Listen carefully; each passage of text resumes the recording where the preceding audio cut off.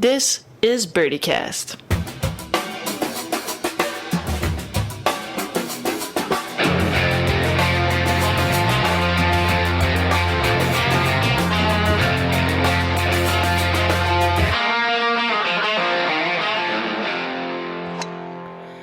All right, welcome back to another episode of Birdiecast. Today we got a very, very special guest, a friend I've known for a long time, and she's playing way, way better than myself. So I'm super excited to have her on.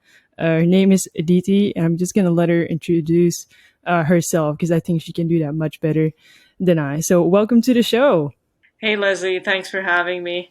And yeah, I'm Aditi Ashok from India. This is my 8th year as a professional golfer, 7th year on the LPGA. And yeah, I'm having fun playing golf every day, and that's kind of what I look forward to Yeah, that's awesome. every You morning. just played in LA, right? How was that whole experience playing in the playoff? Yeah, that was pretty cool. I actually haven't played, I've played in a lot of leader groups and played in that position, but never on the LPGA in an LPGA event.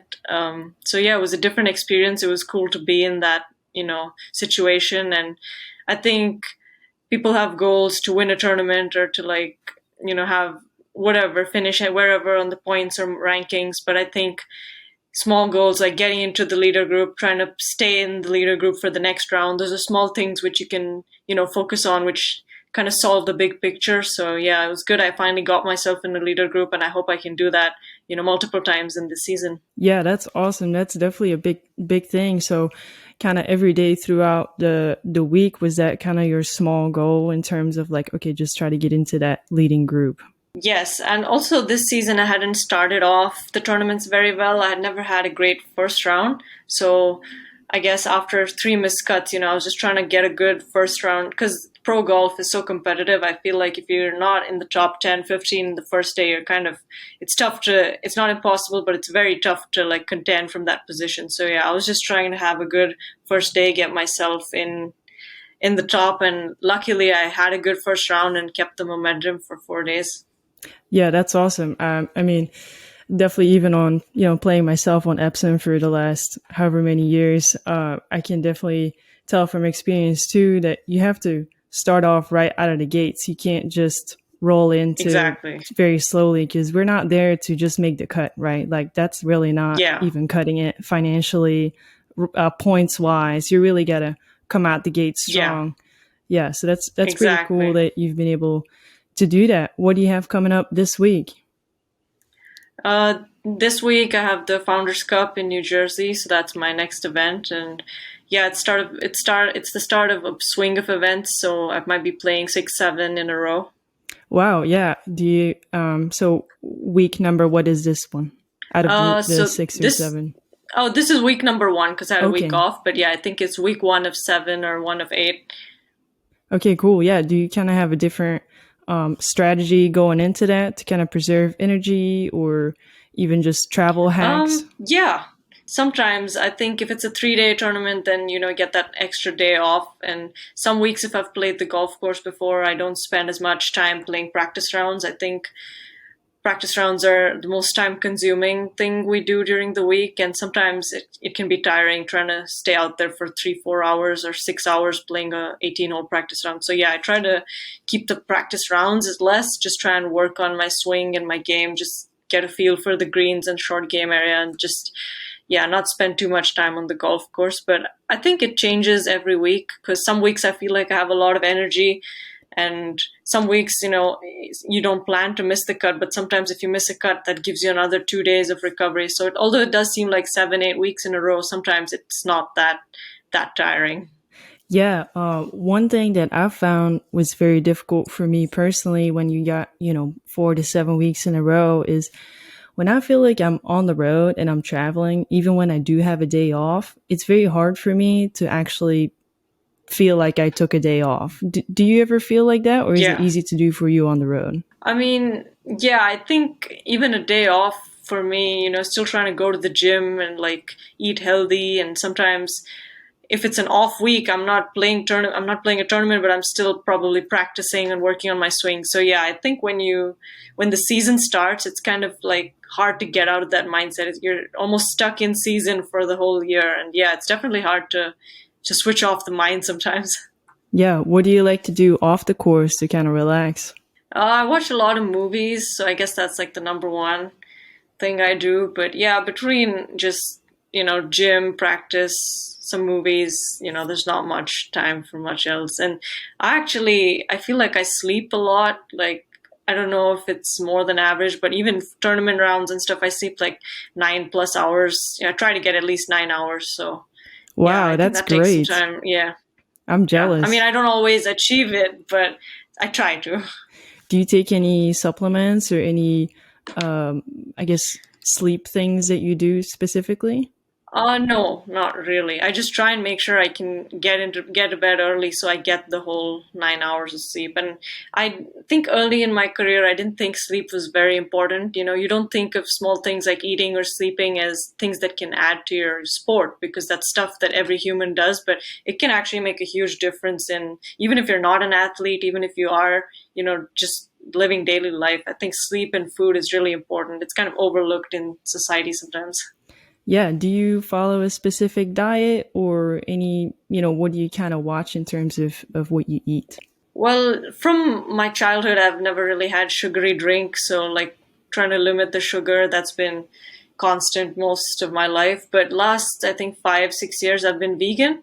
Oh, wow. So Yeah. that's like, yeah, that's a diet like that's been hard to manage while traveling. But yeah, I like it, and I did it for animal reasons. So yeah, I'm happy. Yeah, that's great. What about kind of, LPGA tour dining? Do you find it difficult to eat there, being a vegan? Yeah, sometimes it's hard. I think the thing with travel and the tour is every week you're in a different venue. And just like how the golf course is different, catering might be different, courses might be different. And yeah, I think it's definitely a challenge. Some places you go where, it's they do think about everything, especially the majors and stuff, but some events, probably don't get as many options. But we try and adjust and make do, and we work on it. It's definitely it's, I guess, part of the game, part of the travel. And if I don't get anything, I try to just carry my own food or take pack something just so I have something to eat the next day. But yeah, it is definitely a challenge on tour. Yeah, wow. What are some of the things that you packed in for food? Sometimes I eat a lot of Indian, so sometimes I do like an extra rice and curry or something just so I have something for lunch. If I'm playing a late round, like an afternoon round, then I make sure I have something to eat, not just breakfast in the morning, but I try and eat like 2 or 3 hours before. So if I'm playing at 1 or 2, I'll try and have, pack something the day before so I can eat it at like 10 or 11. So yeah, just small things like that. I mean, sometimes the dining is, really nice. Sometimes the chefs are really accommodating and they make stuff so I can just go to the golf course early and eat something. But yeah, it's each week's different. Yeah, for sure. Do you remember, let's kind of take it back a little bit. Do you remember what the first time that you and I met? I think I remember playing a lot of junior events and amateur events where you were, obviously representing Belgium, and I'd heard your name and everything. But I think the first time we probably met was at the British Am. I think you were playing your second round and I was just walking because I had lost the first round, and you said, "Do you want to caddy for me?" And I was like, "Yeah, sure." And I pulled your trolley, and yeah, that was fun. I don't think I've ever caddied for anyone before, but that was the first time, and I forgot and you're about pretty that. chill. So I was like, "That's cool." It's like, okay, this is fun. Did we win? I forgot. Yeah, you won the match. Yeah. Okay, cool. Well, that's great. The first time I remember seeing you and your mom actually was at the Avion Masters Juniors Cup. So I was like 13, 14. So you were probably a little bit younger than that. But that's where Yeah. I remember the first time because your mom gave me a pin from like the Indian Golf Association. Oh yeah. Yeah. Yeah, that was pretty Yeah. cool. But yeah, that's pretty neat. Did you play any other sports growing up? I played basketball in school, but I wouldn't say played. Like I wasn't on the team or anything. It was just more recreational, just when we had, our sports or games period. But that's about it. It wasn't really competitive. I started golf when I was 5.5, so really, I guess, liked it so much. I focused a lot on that, and it's a time-consuming sport. So if average kid going to school and then playing golf, there's really not much time to do, I guess, another sport. Although in hindsight, I feel like I should have. I think it really contributes to the whole athleticism and coordination part, which I feel like I could have been better at if maybe I'd played some other sports. Hmm. What other sport do you think you would have played?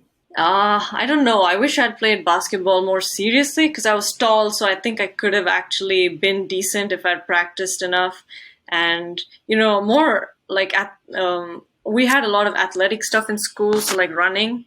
I didn't really take to it when I was in school, but I feel like I could have done that. The opportunity was there. I just chose not to do it because wasn't in school as much. I think half the time I wasn't in school. I was traveling for tournaments. But yeah, even maybe running and basketball would have helped me.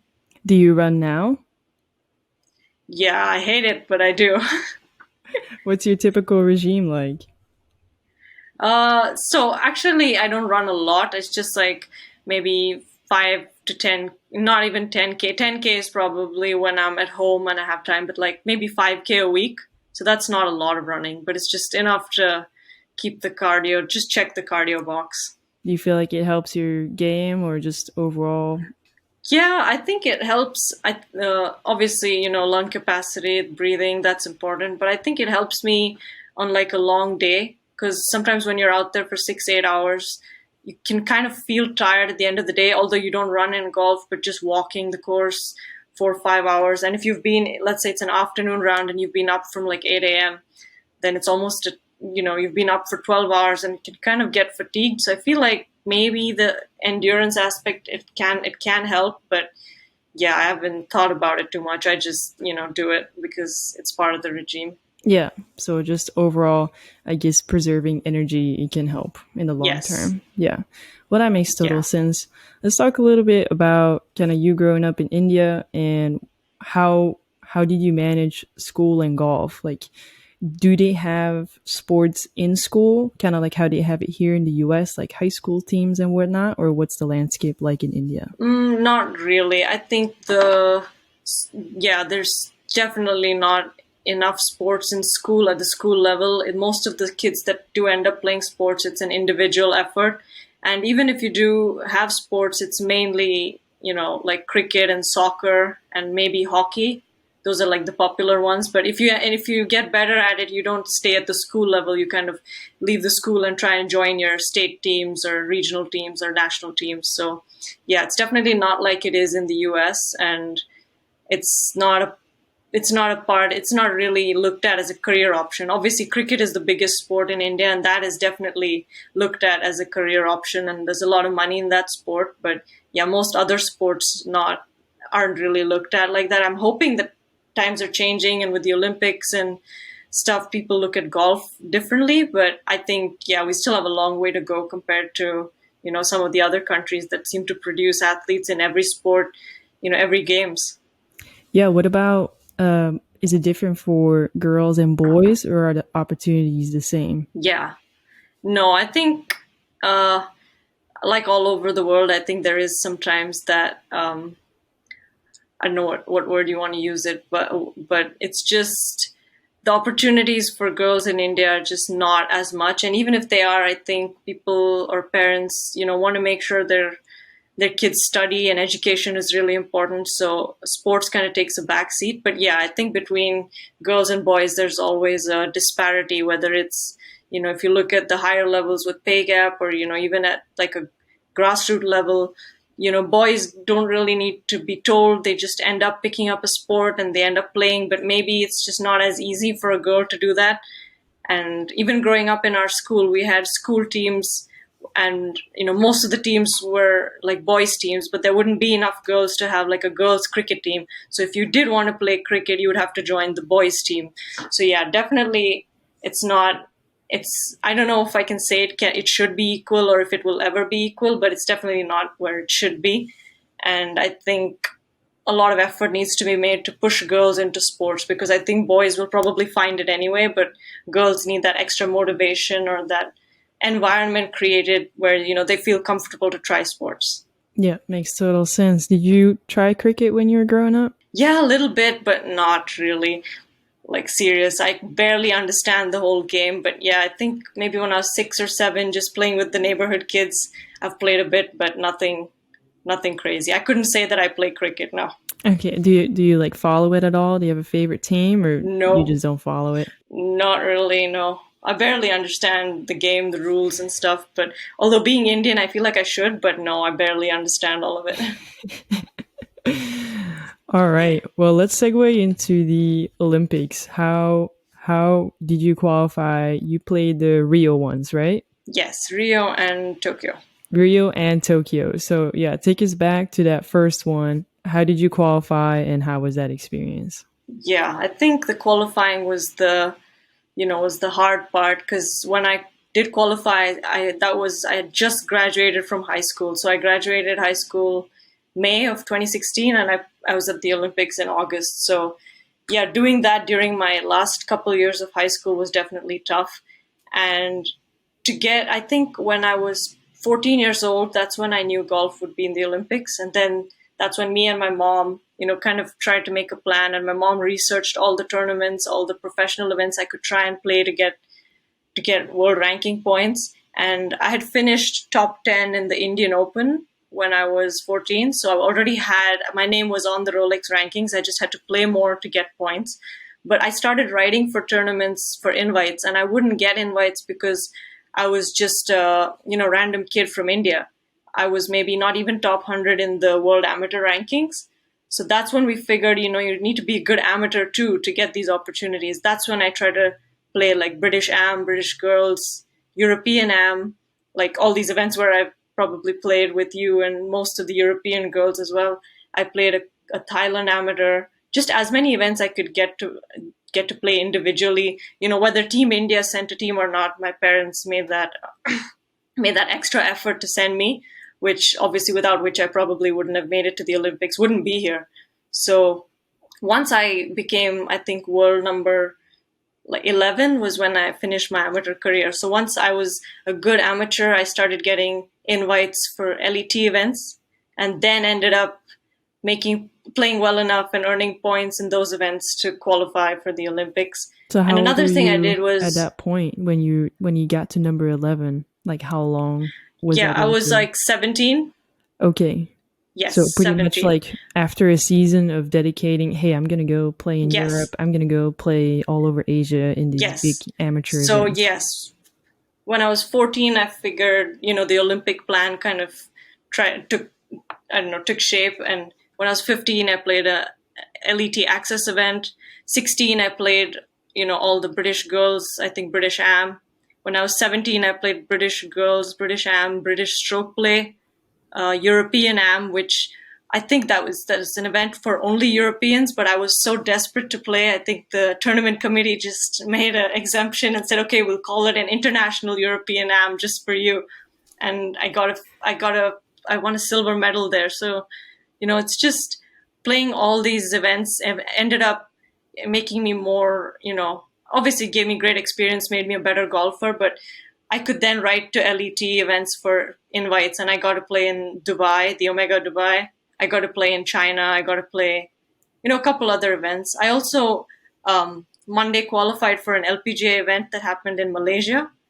So just to be able to play an event that gets Rolex ranking points. So it was definitely a lot of effort because at the time I couldn't really ask my amateur body in India to do anything because I was looking to play professional events and they only take care of like amateur golf. And the professional body in India as well would take care of professionals. So they would say you're an amateur, so we can't really help you with invites and stuff. So yeah, it was a lot of effort to get to the Olympics, but yeah, I was just so happy that I finally made it. I think I was number 58 of the 60 girls there, but yeah, it was still good, to get India a participation in that Olympics.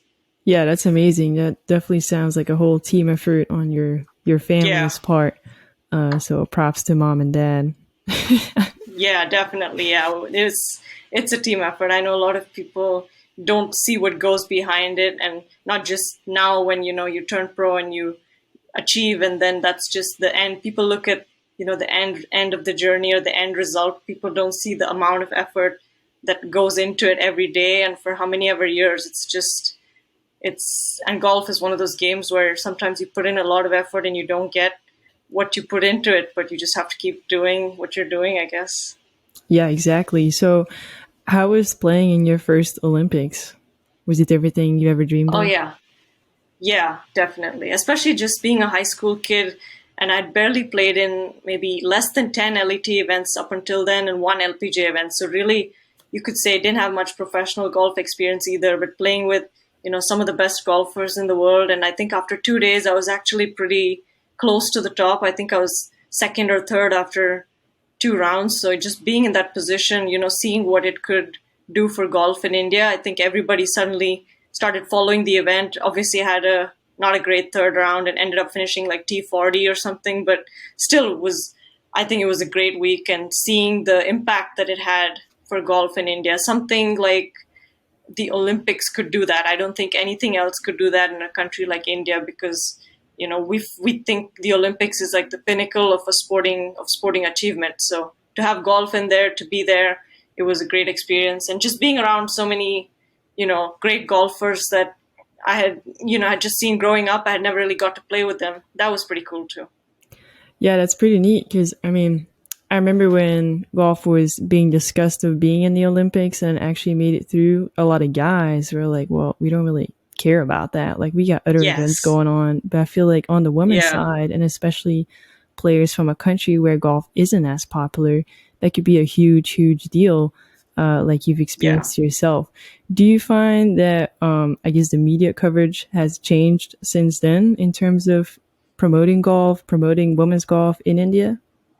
Yes, a little bit. I can't say it's become, a big difference. It's still not one of the bigger sports in India. And then within men's golf, women's golf is even smaller. So that's always been a thing. And I think it helped that golf is in the Olympics because everything's getting more streamlined, whether with the federations or with, kids wanting to take up golf, so that they can be at the Olympics someday. There is growth in some aspects, but yeah, I think in general in India, cricket is the biggest sport. So I not just for golf, but I feel that all other sports don't get the recognition they deserve. Men or women, all that comes later. But just knowing about other sports, we don't get to see anything. It's like if you see the newspapers, it's almost like 5 or 6 pages of cricket news, and then on one page, it's all the other sports. So that has to change, and I think it's getting better, but it can get, I think it can always get better than it is. Yeah, let's see. Let's talk a little bit about, I guess, your team. Like who's in your support system? What does your team look like? Yeah, so immediate team, I guess, is my caddy, which last few years, 2, 3 years, has been my dad. So that's immediate team. And then my mom, of course, she's been like from a manager to like a career planner, whatever you want to name it. But she's been, instrumental, especially in my junior and amateur days, getting me those opportunities that, I obviously had the talent and I had the drive, but a kid can't really figure out what they're supposed to do. But she kind of guided me. And thinking back, I those events were not really events heard of in India because we never sent teams there. So for her to do that research and get me there, that was obviously, I'm very lucky. I'm blessed. So mom and dad, of course, and then back home, I work out, at my gym. So I work with 2 trainers there. So they're always giving me, workouts even when I'm on the road. So that's And home is another in two. India, or where is home for you Yes, now? home is India. Okay, cool. So you got two Yeah. trainers there. Are they both Yes. similar or different areas? No, both similar. They work in the same gym. It's just sometimes, whoever I'm working with. I started off with one trainer, and then sometimes there's another trainer who's, working on different things. It's just depending on what I'm trying to do. And sometimes I think it's just good to like have a little bit of a change, If I'm back home for a month or two, sometimes doing the same thing with the same person might be a bit boring. So just switch it up a little bit. So yeah, but they work together. They're in the same gym and everything. Are they golf specific? Yeah, yeah, pretty much. I think obviously the knowledge of golf, within and golf fitness is, maybe not as common back home as it is over here, where you find more, TPI certified or whatever it is, those kind of instructors. But yeah, I think they're still pretty good. They read up a lot. They try and help me, and I think personally, I don't really need to be. I need to be golf specifically fit, but I'm just trying to be injury free and just be a fit human being in general. So I think that kind of works itself out. You don't really need it to be very golf specific. Trying to get jacked, trying to get big. See those guns. Exactly. Actually, that was the goal this off season, and I managed to like put on like 6 kilos of weight of muscle. I hope it was muscle, but yeah, that was the goal the off season, and it was actually pretty good. That's huge. What about like throughout the season? Do you maintain your weight, or is there a typical No, flow? I feel like I lose weight sometimes, and especially if I play for like 2 3 months, and then if I'm not having enough 2 3 months of like no fitness during the tournaments, just like regular warm ups, and then you might do 1 or 2 days of workout, but compared to 5 days a week that I do back home in India, yeah, I feel like I end up losing weight, and I think last year I ended up losing 3.5 kilos from where I started. So this year the goal was to get that back and try and get a little more so that I can last longer during the season. Yeah, have a little reserve. Yes, exactly. So that's fitness team, and then this off season I started working with a coach back home. Although I haven't seen him since I left India, which was like a month and a half ago. But I guess for those 3 months I worked with the coach, so that's another part of the team. But yeah, before that, 4 or 5 years actually, I didn't really have a coach. Meaning like a swing coach, or what kind of Yes, coach are you referring swing to? coach. Yeah, Okay. What about yeah, swing coach. what about growing up? Did you have a swing coach, or what did that kind of Yeah, look I like? did. I had so from 5 to 7, I didn't really. It was more like group coaching and summer camps and stuff. But at the age of 7, I started individual golf coaching. So that's when I actually started going to lessons every week and learning about the swing and everything. So 7 to maybe 18, 19, I had a coach. Yeah, I The had two same different one. coaches. Two different ones. No, no. Okay. 7 to 12, I had a coach in India, and then 13 to 18, I had a coach who was Australian, but he was based in Malaysia. Oh wow. Do you still keep in touch with any of them? Not really. I mean, sometimes, if I do something good, we message, but no, not really. Yeah. So you just kind of started working with another coach. Is that what I'm getting this past couple months? Yes. Just literally in December of last year, because I looked at, my statistics and everything, and I realized I was ranked last on tour in driving distance, which I feel Really? like, yes, Last there were PFL. 163. Yes, No. there were 163, I think, ranked on driving distance stats on LPGA, and I think I was number 163. I think So you're just being too I, honest. I think you no, just it's gotta true. rig it a little It's bit. the truth, and that kind of woke me up a little, because most of the stats I wasn't at the top of the stat, and I never worried about it too much. But then I figured if you're last in something, that's probably not good. You need to fix that.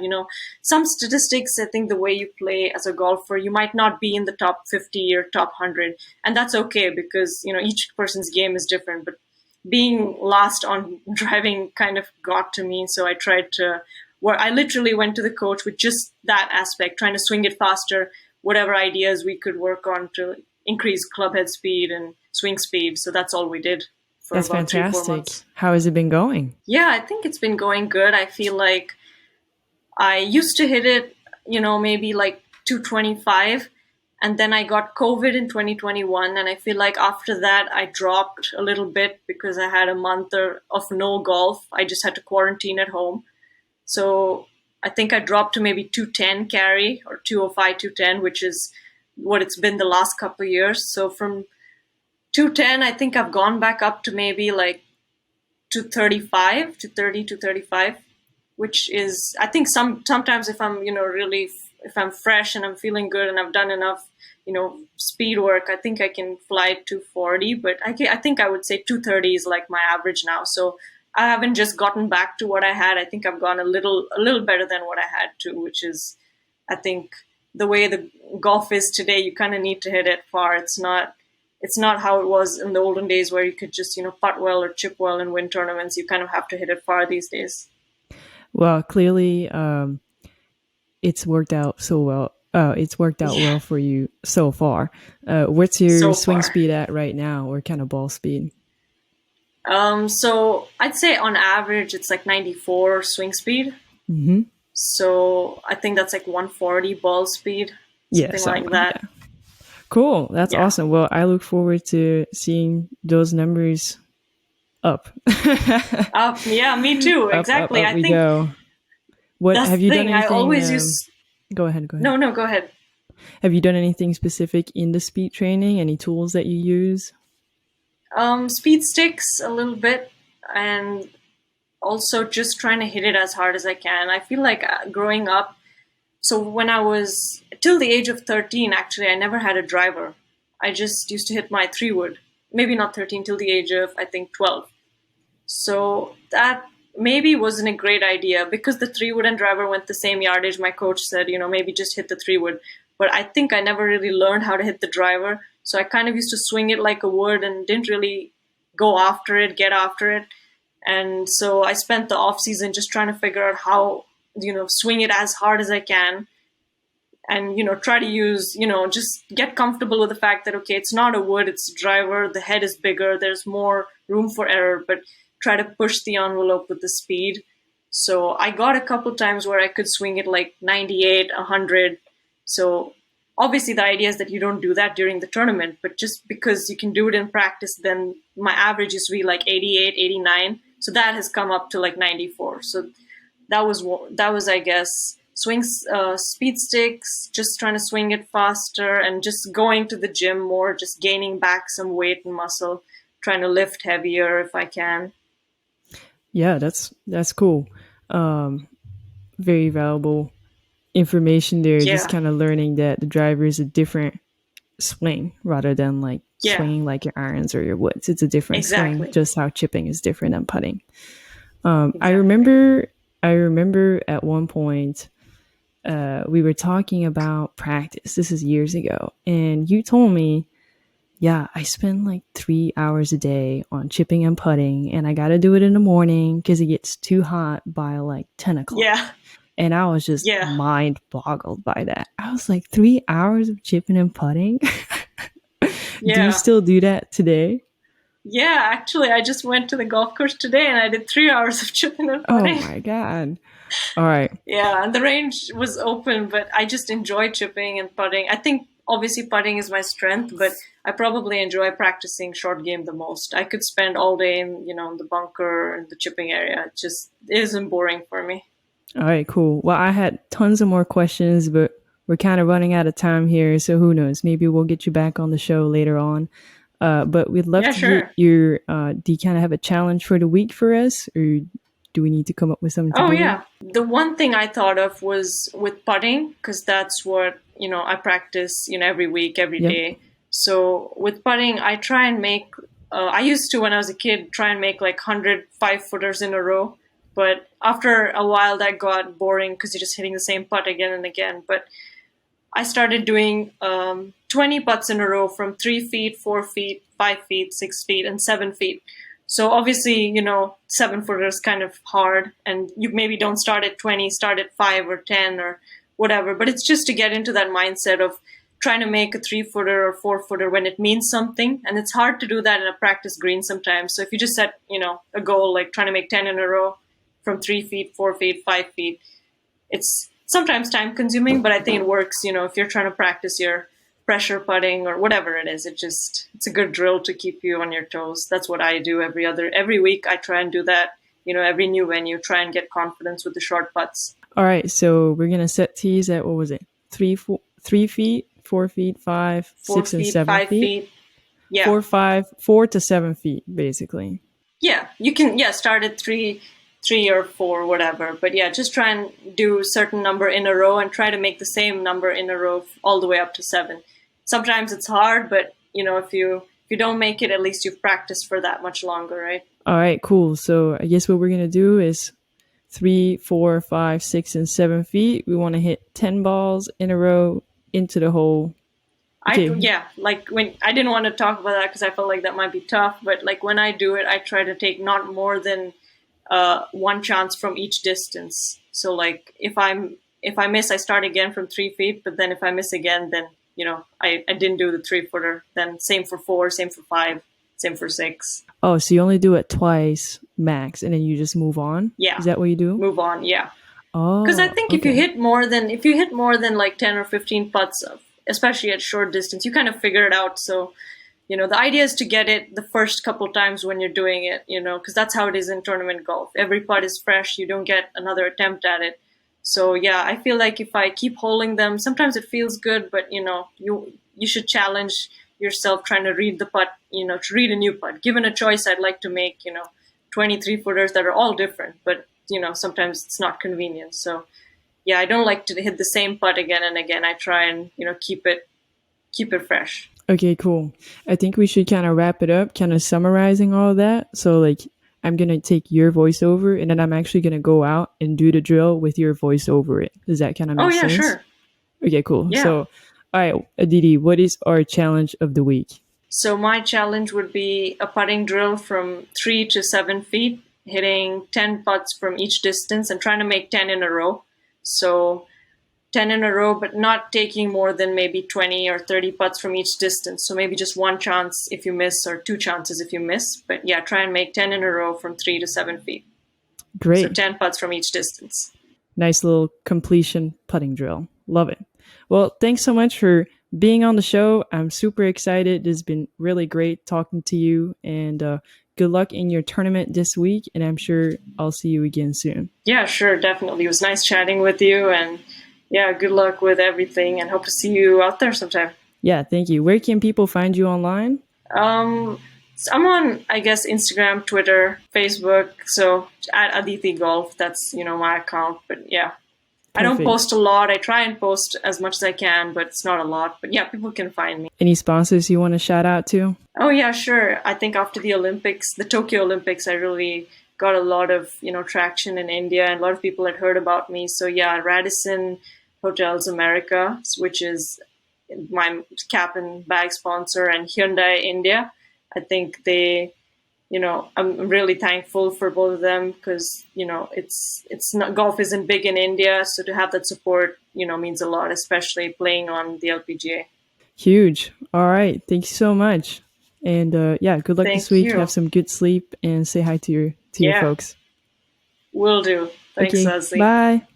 Bye-bye. Bye.